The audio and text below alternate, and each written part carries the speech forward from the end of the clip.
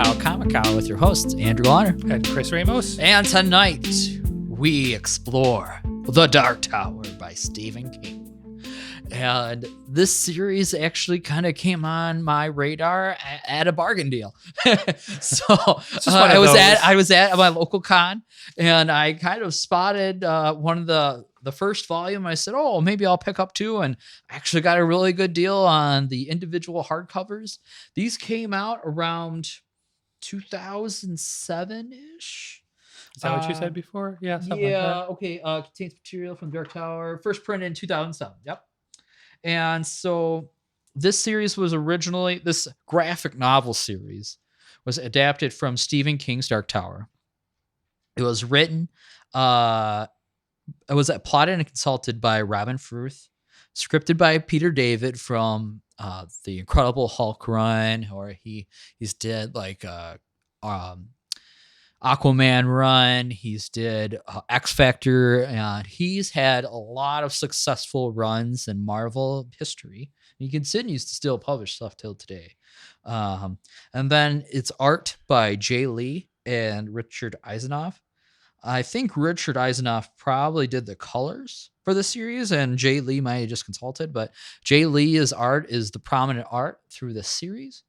And really, actually, it's quite interesting to look back on, because 2007 era is like when like Civil War is coming out, and some of those like really big events, like Bendis era Marvel, I call it, because there's so many different events, and it was all ongoing, it was all connected, and it was kind of a nice time to come into comics at that time.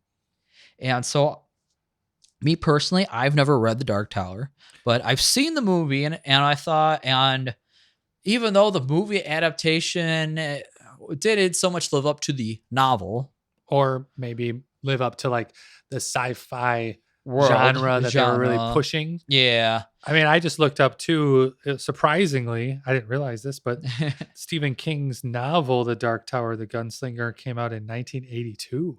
Wow. Okay. And it's 8 books, and the 8 books, the last book was The Dark Tower number 8.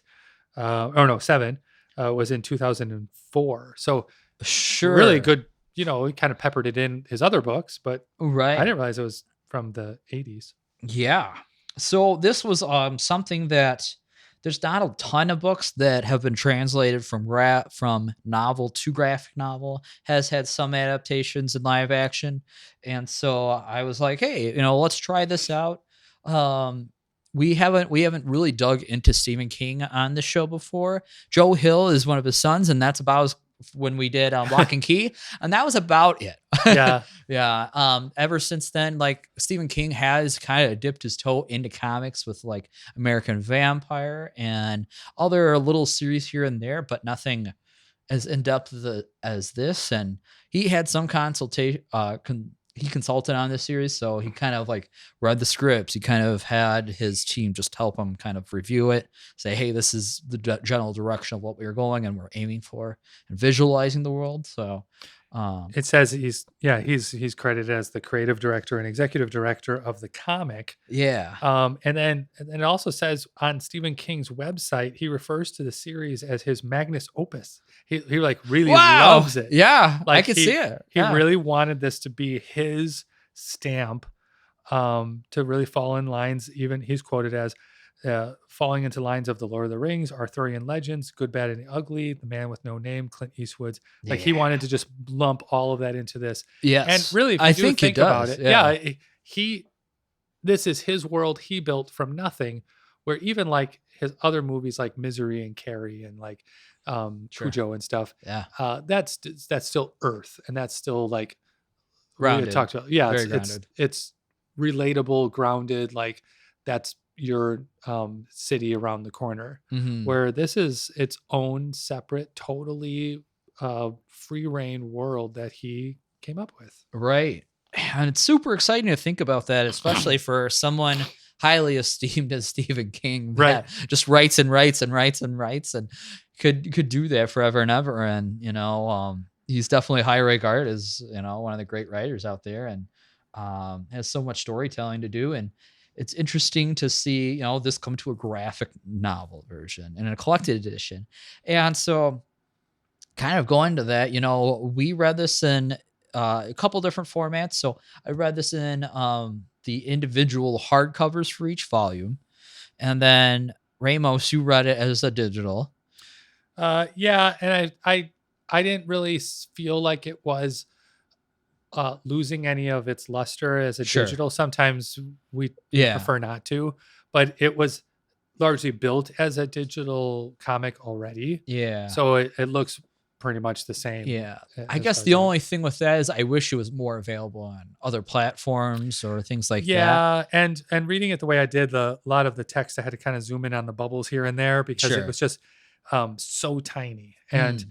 and it wasn't letting me. And that's living in the Yeah. digital world here. It wouldn't let me kind of split the pages, so you kind of Sure. had to zoom Yeah. in and out, and that kind of lost it a little bit. Yeah. But I think this series, I would be interested since it's a novel and a graphic novel and a movie and Right.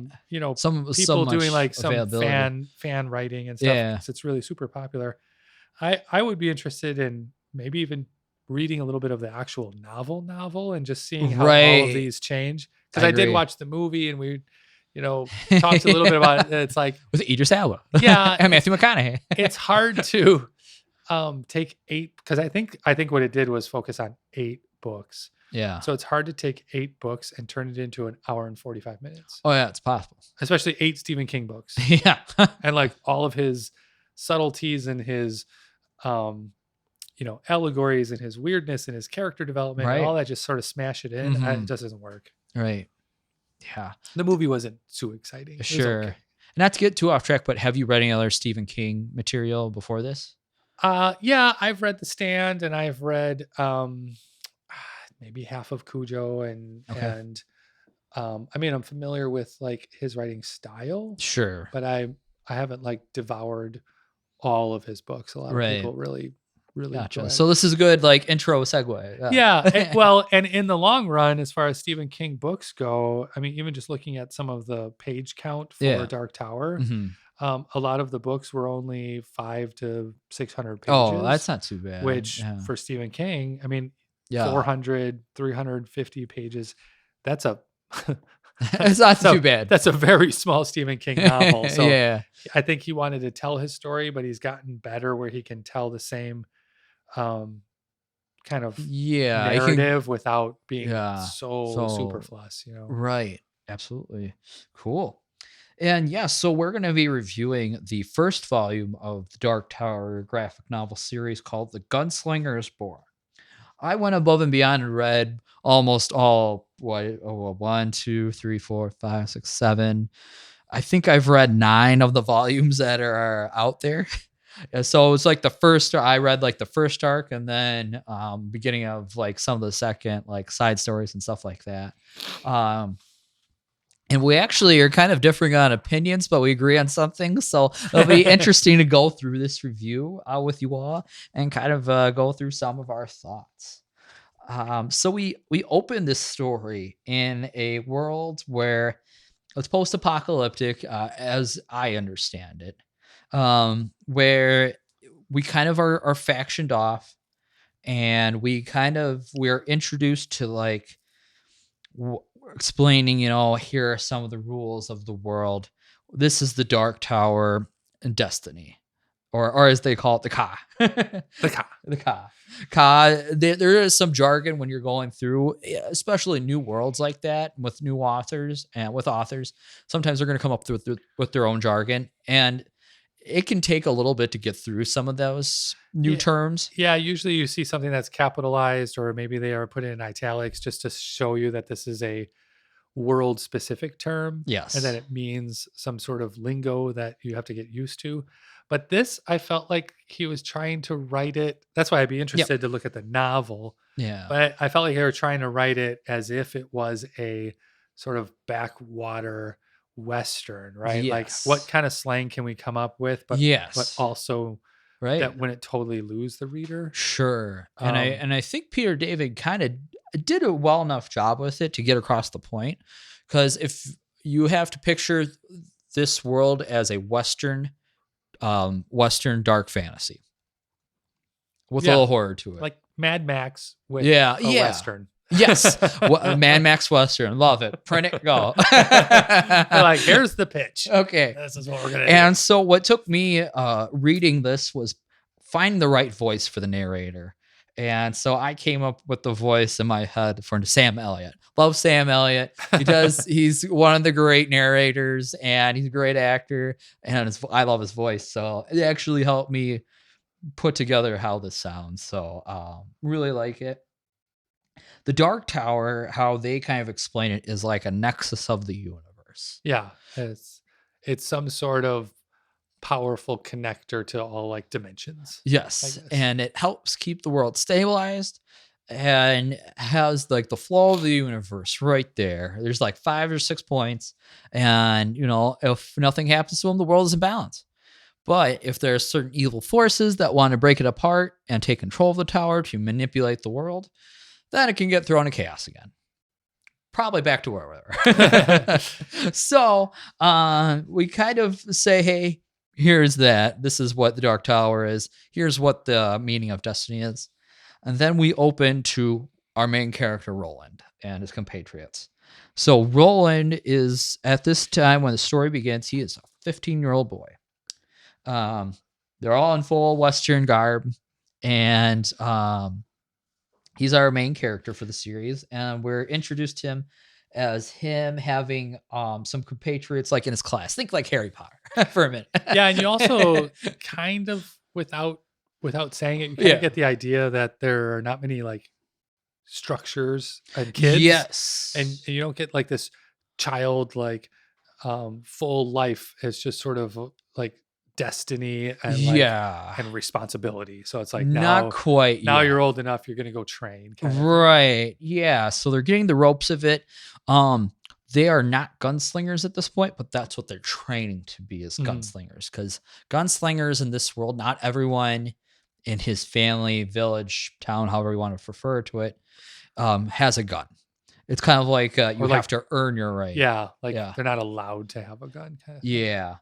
And so it's like, see the gunslinger now in his youth with the shades of young men who have little concept of their mortality. See him, see these very well. And so like, it's them like in a cornfield. They all have their hawks. When a man's quest would begin with a boy's test. So it's kind of like, okay, here we are. In every sense, the beginning. Some call it New Earth.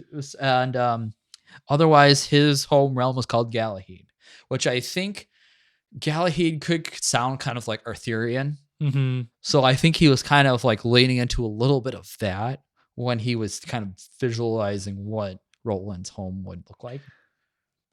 Well, and like New Earth right away too. It's like, yeah, you're trying to place this just like any story.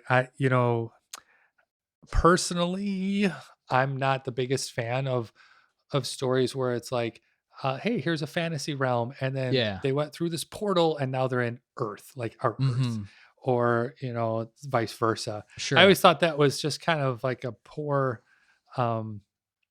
crutch. Like, if you're gonna make a world, then just own that world. And the whole like boy falls in a well and finds himself in some other fantasy world.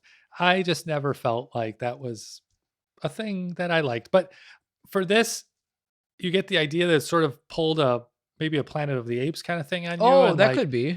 Was this Earth and now it's not? Right, because they don't explicitly or like there's no date or like hundreds of years since. All right, is it very far future? Is it in the past? And they don't really reference like mankind lost some giant war or something. It's a little. You might see that a little bit more in some of the later volumes, where you don't know that right now. I agree. And so we're introduced, to Roland Deschain, son of Stephen of the line of Eld, a warrior knight who even as a young age senses his ka or destiny, like a floating shroud. And then there's Cuthbert, Alan Good, son of Robert, his constant stream of jokes and kind nature, deeply complexity of dark turns. And so Cuthbert, he is kind of like, he's more street smarts than Roland. And he kind of knows, like, here's how we could do it. He's got some strategy to him, very loyal to him. And then we have Alan John, son of Christopher. Despite his dullest looks, he is clever and sensitive and has psychic skills called the touch. And so he really becomes a key character in this line of stories, as he has some supernatural powers of him. He can help the story plot kind of go through. Well, and it kind of set up too that there's some sort of magic involved in this world. Yes. And then it's not just literally straightforward Western, that there is some mysticism. Yeah, that's gonna kind be of helps happening. that supernatural fantasy to it. Yeah, and you feel like, all right, something's going to happen with these three boys. Like they seem to be sort of attached by the hip already. right. Yeah. They're going to go on with their storyline. And so there's the three main characters there. There are several other characters in the series, but these are like the three main ones that you're like. These are your ride or die boys. Yeah, and there's like 8 kids at the beginning. Yeah, it's a little Some of it. overwhelming. You're like, okay, this name, this name, this Yeah. name, this name. You're like, whoa, They okay. don't let you get your bearings slowly. They just kind of start. Throw it in. Yeah, absolutely. And then so they're going to, in their test, and their mentor teacher is Court. Court is a very like ogre-ish guy. He's huge, kind of stocky, and has been there forever. He's gruff. His name is Court. His word is the law. More smells than the smell of the rain, strong in the air, hedges growing green, sweet moral. I mean, for all the scent of challenge, expectation. So they're really going to get tested. He's really given kind of the army boot camp training that they need. And like the narrator, you're saying that's Sam Elliott. I mean, I'm gonna will it to happen. You're also starring Sam Elliott. I am. I sure will. I think what happened with the comic is that they're trying to lead you along as a comic does, and it's stanza and it's like pages and things. Sure. But then they're also like, gosh, we need to really pepper in some of this Stephen King writing because it's very good writing. Right. So the narrator to me just felt really disjointed too. Like they just jumped in, said all this kind of stuff, like, a lot of foreshadowing, I guess, so to speak. Yes. And then it went back to just the kids talking like the kids. So yeah, I know they're trying to build it into like more epic, like feeling. Yes. And I just wonder as the books go on, because you're trying to really get into this world. Right. I am sad that they didn't use the opening line from the Dark Tower, which is like that famous opening line, which I just pulled up. It's the opening line of the Dark Tower in Stephen King's book. Right. Is the man in black fled across the desert and the gunslinger followed. Yeah. And someday I guess, see. well, it's in the second page. The man in the black fell across the desert and the gunslinger followed. But so then it gets a flashback. Yeah. So, it's like a flash forward. So it starts out as him, I think, as an older guy across at the beginning. And then it's kind of on the second page. You're okay. The guy. Yeah. But it's like as he's taking steps, he's all by himself. The crows are picking off a dead corpse. And if the gunslinger looks familiar, you may be. Echoes of him have been seen in tales spun across the many other planes in many other ways. Just as stories of a great flood, for instance, cut across the consciousness of all mankind, so too does the gunslinger. So too does him. Never forget the eyes of your father. Yes.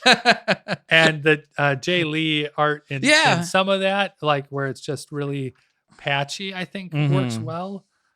We kind of see it for quite a long time. We looked up how long Jay Lee had been doing this. Sure. So for the folks at home, what does Jay Lee's art look like to you? Oh. Let me check. Okay, so Jay Lee, I think he really plays with the like intense folds and curls and hairs and like lines. Yes. So he over exaggerates those. So you see a lot of characters with very plain and smooth faces. Yes. But then then they have flowing robes or like wispy Mhm. arms, or he's very good into like the negative spaces. Right. So he's the one that you always see on covers mostly, where the Mhm. cover looks like, wow, that's really kind of spooky, half spooky and then Right. half kind of Yeah. cool. He does Um, good with like static images where no right. one's moving I agree. and just these like epic superhero poses. Yes. But I don't know if he's translating that to the full extent in like an action scene, because he takes like almost like snapshots of things, and it's hard to Yeah. tell what action happened between one panel to the next. So you have to Mm. like piece it together in your brain, like, wow, now this person's falling. Where did that Right. happen? And he does some part of that sequential where somebody is kicking on the door, Roland gets mad, but then cut away to another character, and so he can kind of balance it back and forth.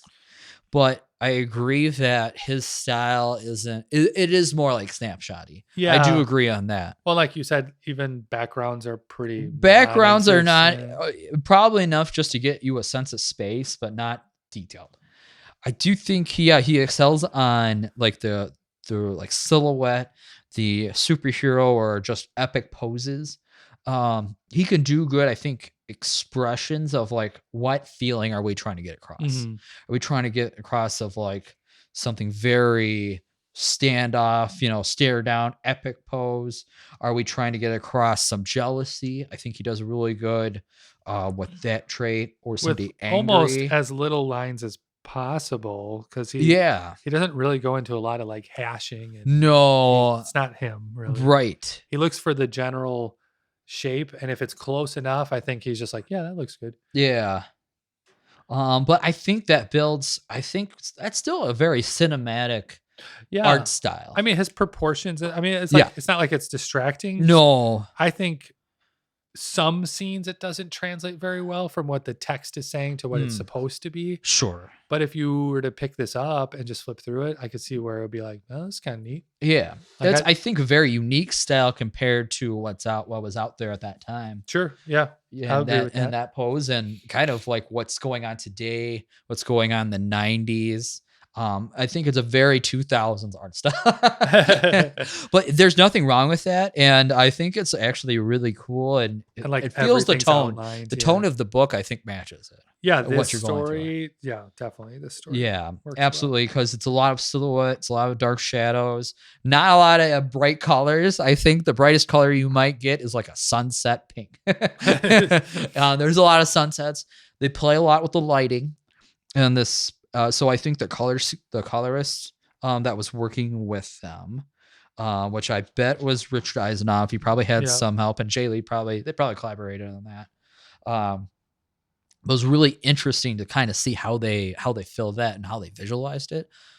And especially because there was no movie, they only had the novel, Mhm. and trying to articulate that had to be super challenging too. I mean, he does have layouts in the back of the book, and it Yeah. shows where like the characters are moving from one frame to the next. So he does think a lot about like, what's this going to look like on a panel, a Sure. page.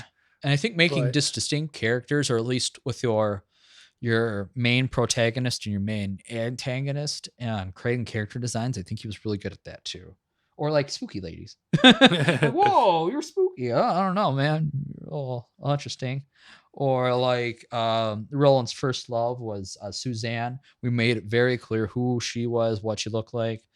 Peter David did a great job of just how she talks, why they connected, things like that.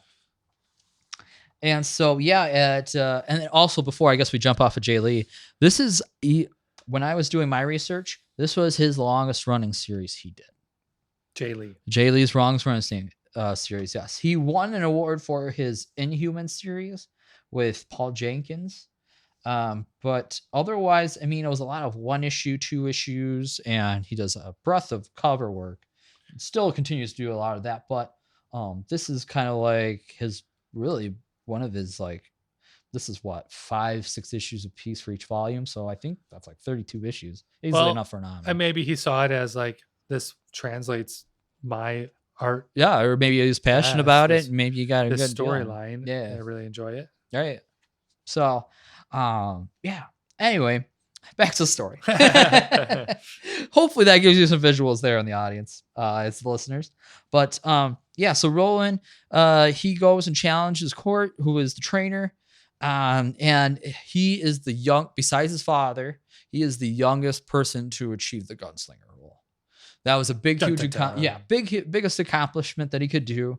Destiny was on his side, and his trainer lived to tell the tale. He's got like huge, massive scratches, kind of half blinded, but he lived. He spared him some mercy, so that was a good learning opportunity. He could have. That was originally like, you have to overpower me. You have to like, Kill him. But so take that this was from like me. merciful thing.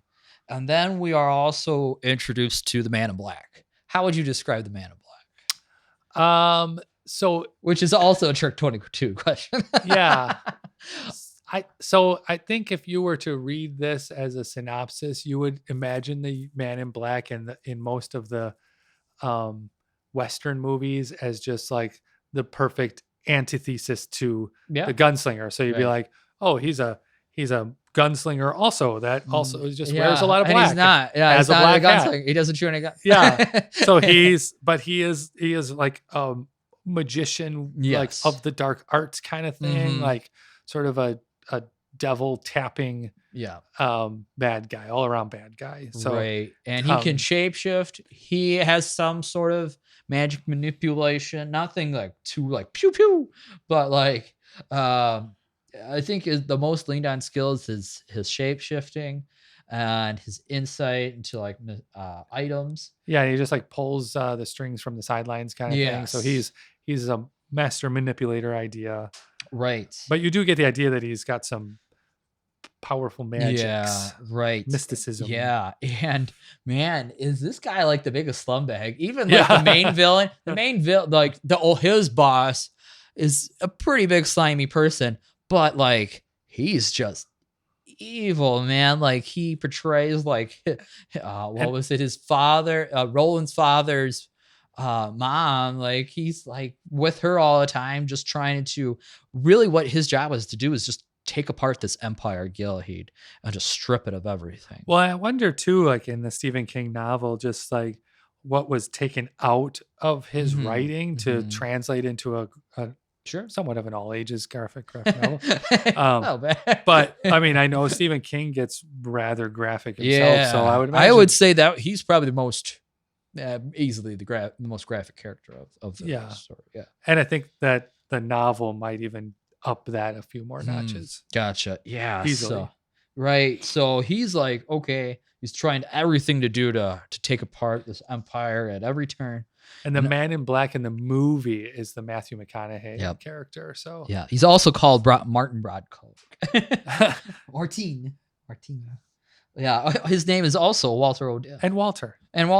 So he kind of has different forms depending on who he's meeting with or what the story calls for. Or like what edge of the world he's traveling to. Yeah, or he can be a bird too. He could be a bird. Yeah, they show us that. All sorts of different things. He's the main driving force in the book. He is, absolutely. And so, Roland's like training his whole life to not only live up to his father's legacy and his great as his ancient heritage that as the ruling kingdom of Gilheed, but also like he wants to get at Martin or the Man in Black. He wants to go after him. He wants him gone. End of him. He wants him out of his life. He immediately recognized him as just no good. And I don't think that the gunslingers are like lawful good. They're not top of the line, like perfection. I agree. They are not trying to be good. I think they're just trying to keep some sort of sense of like order. And I think there's a fine line between all of that. Right. So don't think of them as this perfect police force. It's bringing order to an unorderly world with just sort of trying not to match the evil. Yeah. And so we're kind of just introduced to like a lot of the Western tropes of like just gambling, of ruling right or wrong. This is a power thing. There's some mysticism of this orb that is all powerful and trying to stop destiny, but also trying to fulfill it. all these sorts of different strings are happening at the same time. Like the old witch that's here, super creepy. Yeah. Yeah. Just enough of a creepy witch. Yep, we love that. A good like Baba Yaga Owens character to her, and she sticks around for a while, absolutely, and very scary. And then also like we learn about the overarching character, John Farson. John Farson is the ultimate big bad. Besides the Man in Black, he's like the Man in Black's boss. And we don't really get a great visualization of him. And he's in like a position of power, so to speak. Yeah. So he kind of can influence just regular people without driving them Yeah, away, I suppose. absolutely. And there's some generals in there. Jonas, I think, is one of them. And really do a great job of like the villains in this book. I think they would serve a great role. And so for him, Roland, and his and the two other main characters, Cuthbert and Elanus, to like figure out they finally get their gunslinger privileges after Roland gets his. Which is like graduating. They graduate. And they get guns. Yep, and they get their first task of like, hey, go retrieve this information from this guy in the saloon about town over. Come back, and this will help us. Oh, the affiliation. That's what the alliance is called, the affiliation. And then find out like other weird stuff that's going on out there. It's just like a recon mission. Absolutely. And so they that's like they're still a little fresh, but they're like, oh, okay, let's go do it. All right. So they get their guns and they go do it. Bunch of plucky 15-year-olds. But 15! We're going to do it. And that's another trope, I think, for Yes. Stephen King, is that he gets kids together to do unkid-like things where there's like, they have to grow up really fast, right? So it's like, right, okay, you guys get this task that we would normally give to an adult. But right. like, you guys are just we don't have enough bodies, but you guys are Yeah. great. You're fresh, young backs. Go do it. Rise to the occasion. Rise the occasion. And so like they find, I think they get the information, they hold their ground, and they find like an oil field. Like, we're gonna blow up this oil field because this will do a great dagger in the enemy. Like, oh. They could tell they were using it. They're not supposed to. Right. And so like, okay, we're going to make this elaborate trap. We're going to set it on fire. Cool. And along the way, they meet Susan. Susan's the first romantic interest of Roland. As a 15-year-old. Susan. All of a sudden, his whole world. Yes. And like the average 15-year-old, they fall in love super quick. Yeah. It was like one kiss. Like, done. I'm from a town over. One kiss. Forever and ever. Is on that. Right. And so, as evil and treachery as this book comes, Susan gets kidnapped, and Roland's trying to fight by the enemy. Roland is trying to figure out, where is she from? How do I get a hold of her? And things like that. Well, and I thought it was poignant too. Like, so his two buddies are like, we're here on a job. Right. And they're trying to talk him out of it the whole time. Yeah. Like we are gunslingers. We want to prove that we can do a job. Yes. And because I also don't think they have the socialization skills to know how to navigate it either. No. And they weren't really on the front line a lot either. But like when he comes back, they would find like a blonde hair on his, right, on when his he shoulder. would go off, I'm going to go check the woods over here for this.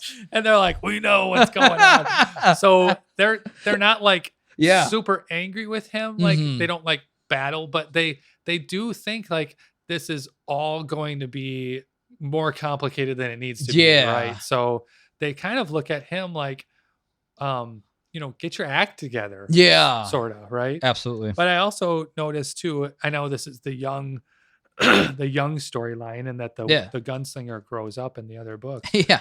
But they don't really use their guns a lot. They hide them. They don't want people to know that they're a gunslinger. Yeah. So then you start piecing in your head like, not everyone in this world has guns. Yeah. And like, okay, so these are the lawmen, but then not really. So it's like almost like Jedi a little bit. Like, and it kind of goes back to that Mad Max thing of like only some of the characters have the resources. Yeah. And it's like, oh, you got guns. And you could tell people just they'd rather just be left alone than like now a gunslinger shows up and you're like, great, now the whole city's going to pot. Yeah, Great. pretty much. Something's wrong. Yeah, or some battle's gonna break Yep. out, and they're trying to do some stability. That don't work out. Somebody's gonna try. Yeah. So it really is interesting how they play on different tropes, how they kind of foreshadow some things of like, where is Roland's destiny taking him? How can we stop him? What can we do? And to change fate and change Roland changes his own fate because he wants nothing to do with it at first. He's like, okay. You definitely hear about it, like the common phrase in this is honor your father in his eyes and the fathers before him. That was kind of the interesting. I like that part of the book because it had some like honor your heritage and things like that you don't see that a ton. I think that was kind of like something he was trying to pick up on. Well, and even it's legacy. I yeah, guess. like that's exactly, yeah. Like I think legacy, honestly, for this first arc was a pretty big deal of Roland, a 15-year-old trying to live up this dynasty, you know? Because whatever storyline they're going with, they want to like at least say you have to pay some attention to the past, exactly, and not lose everything we've been building. But you can see that these really bad guys, they're just being, just like you said, just totally terrible. Right. And while they're not showing like entire cities being totally taken advantage of, you get the idea that it bleeds a little farther than just this narrative. Yeah, absolutely. I think in the world outside of Galahad is pretty much chaos, very barren wasteland, and there's like pockets of technology, like a little small pocket, like, oh, you have a tank. Ooh, you got a cannon. Well, that's pretty cool. All right. And the oil field was called Sitgo. Yeah. I thought, well, that's kind of... all right. And, okay, so I did watch the movie. Andrew said you did too.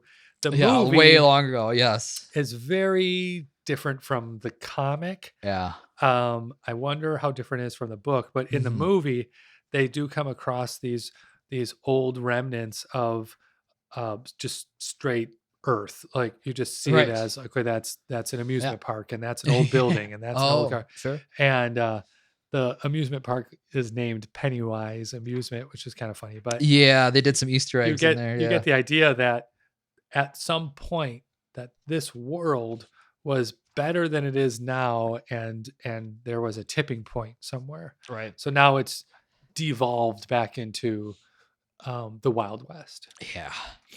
I will say, and we kind of touched upon it, that Stephen King's books are very, not over the top, but it brings some of that horror element in there. So my forewarning is don't get attached to a lot of the characters.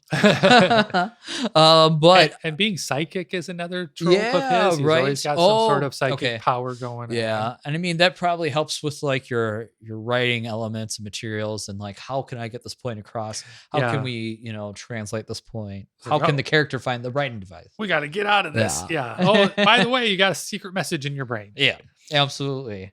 The orb was like a super nuanced thing. I think it was called the fruit of Merlin. I think that's one of the names they had for it. So again, playing on the Arthurian trumps. And it's funny. So his name's Arthur. Yeah. And in the movie, again, his guns were his dad's guns, and they were forged from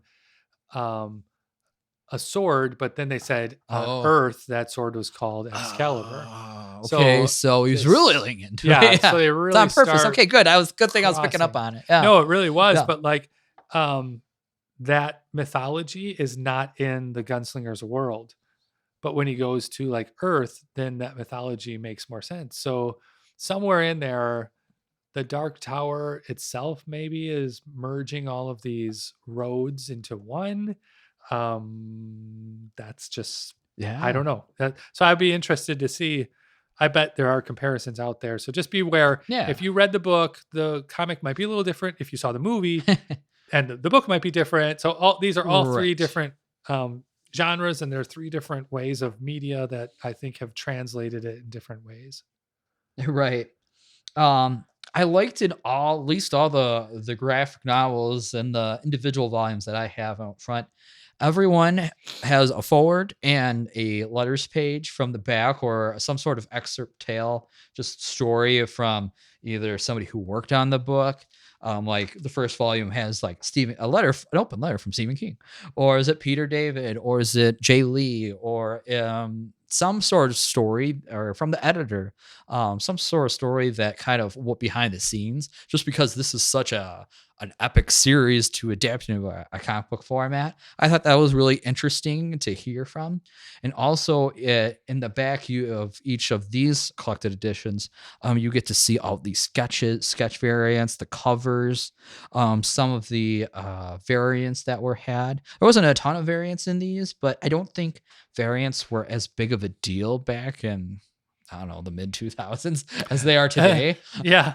Yeah. Not thought of very much. Right. Crossovers for sure. Yeah, So absolutely. that must be something in the mind. And I see Peter David does write some comments here and there saying that he really tries to follow the way that Stephen King writes his books in general. Wouldn't that be the most intimidating thing? That's what he actually. Yeah, right. That's what I thought. He says that. He says, "You think reading Stephen King can be scary? Try writing Stephen King." Yeah. He said also that Stephen King wrote a book on writing. It's called, and he looks at every sentence, every word, and he wonders if it's in character and necessary. Right. So isn't that like a interesting thing? Whew. And I really love it. So I think this part of the story is really like, if you are an aspiring writer, or if you just like the process of how people write great comics, I think this is a great series to just look into it. Yeah, just like, kind of seeing all the behind the scenes. Read the book, then read this and see how they translated it and why. Right. Yeah. Like there's character sketches, Ian Johns, Eldra Jonas, some of the other characters, the initial designs of the pencils, how he laid out the page, the coloring. He's got like a coloring design back here, the painted process by Richard Isanove. Hey, I was right. So he's got like a plane, like he's got a sunset. Choose this picture I had taken a few years ago in the southwest of France. I tweaked it until I obtained desired color schemes. Using it as a template, I painted over the photo, covering it up with brushstrokes, smudges, and splatters. I applied the line art of the Gunslinger, Roland, in his like adult form, and then blacked out all the shadows, filled in all the light areas, the darkest color I could pick from in the background, started modeling with midtones, add a few highlights till just blend it, and wow. So it's a really cool breakdown because you don't see, I feel like I don't see that a lot. Well, you also don't see just how much changes from someone's original sketch to now I'm going to give it to my colorist, and then the colorist is going to do its thing. The other part too that they were showing was different promotional images when this was first coming out. Yeah, that'd been crazy too to live during that time. They said they had a lot of like red blood doing things. Oh yeah, they had toned it down. They turned it to black. Yeah, which is a kind of a very common thing to do. And then they make it red in the book. When you read it, but for the newsstand posters and stuff, it's all black. Yeah, on the bookstand or just comic book shelf, just kind of calms it down. Looks like black sweat. Then one of the things is like an open letter from Stephen King. I actually thought of doing this as a comic strip. You, me, kicking this thing around in a dusty desert bathroom, perhaps in the town of Tull, with old Schleb pounding out "Hey Jude" on the tinkle box. But then I started to see strange creatures in the corners, a dust storm blowing up outside, and a mutant posse were close at hand. Because that's how my mind works. Perhaps soon it would be a story, and then I'd be here all night. So a letter we'll have to do, a rambling one. And he just kind of goes really into the process of it. And I'm like, how cool is that? Just to hear all that rich, like behind the scenes process, and how this epic 8-book novel series becomes to the page. It for me, I don't know. I kind of like, to be totally honest, I kind of had a love and hate towards it, because I felt like the story was kind of progressing, but then not. And then I thought that the narrator just, every time that narrator popped up, I didn't have the Sam Elliott crutch like that. Because for me, it's like reading Batman, because for like Batman and Superman, because you don't have that here. Yeah. You have to put your creativity in your headspace of how the characters Who's should be read, saying who's this? saying what, how are they come across it. And we have in Marvel and DC common characters, we've grown up with a lot of the cartoons, Yeah. with movies, media. We don't have that here. And this one just pulled me right out of the story every single time that Right. narrator popped up, because it was just such a different voice. Exactly. Like, it was so you have different. to read it with like that Western sensibility. Yeah, and then like the story itself, Jay Lee's art is good. The coloring is consistent and all that good stuff. Yeah. But like sometimes I just felt myself popping back to a panel and coming forward, and then going back to a panel and coming forward, being like, what's changing here? What's different? Sure, Like, because we always talk about what's happening between Yeah, the like, panels. okay, this person's running now. It's like, what did I miss? You know, it's just, I don't know. It wasn't. It was a different style for you, for sure. It wasn't a good flow. Yeah. The story did its thing, but I don't think that the art flowed with the story. Yeah. That's why I'm encouraging you to try a different another keep volume. going. Keep going. Because I do think there's so much to this first initial arc. And then when I talk about the first arc, it's the Gunslinger Born, it's the Long Road Home, Treachery, and then the fall of Gilead, and the Battle of Jericho Hill. That's one consistent story. After that, it's all, from what I've seen so far, it's a bunch of stories within the world as adult Roland, where it's just him on an adventure. And that's fine. If you really love the world of the Dark Tower and you just want to see the story continue, it's awesome. If you just want one consistent story from beginning to end, that's where I would recommend checking it out. Any closing thoughts on the series? I would say that this has got its own fandom, and it's popular for a reason. Mm-hmm. Just like the books themselves, whenever people are looking at getting into like a fantasy series or a fiction series, it does come up on a lot of lists. I mean, it is well loved. It's won a lot of awards. For Stephen King to write something like this outside, I just of take his it like as a regular- passion. Yeah, like cool. Let's see what this is about. I think the comics themselves are. I would give them like a 7 out of 10. Yeah. Because I think in the back of my mind, maybe I would rather read the novel on this side. That could be. But I do think that the comics are a good primer to get you into this world. I agree. I could see that. Like, it'll flip your brain into being like, this is okay. I get it. This is the world. Right. And then you don't have to do so much, mind swapping when you read the books. Sure. I think if you're a fan of Game of Thrones or something high fantasy like that, and if you wanted to take that into like a Western setting, I think this would be really cool to kind of just check it out, see if it's for you. And there's not as many moving characters as that one, but like the betrayal, the deception, these are great villain arcs, but then also rich character development of the perseverance and resilience that Roland has to keep going, because he has to live up his father's expectations. His father's trying to keep his kingdom going, and he's barely hold on to it. And with everything that's going on, I think it was a really cool, interesting series that kind of it was a whole new world. And I've never experienced anything. I don't know. It was very interesting because there's not a lot of Western dark fantasy out there. So, and you can pass on the movie. You don't have to see the movie. Yeah, you can watch it as like, they did that. Just a thing. Okay. It exists. Yes, absolutely. I definitely think, I'd recommend it to just check out and see where it takes you. I had a fun reading it. I still have like 3 more hardcovers to finish up the 10 that I bought, but I do want to see it to its end. This is one of those books that it's more about the journey to the Dark Tower than it is getting to the Dark Tower. Yep. So that's what our thoughts are with the Dark Tower series by Stephen King, with help from Peter David, Robin Furth, Jay Lee, and Richard Isanove. This is Andrew Gallagher and Chris Ramos signing off.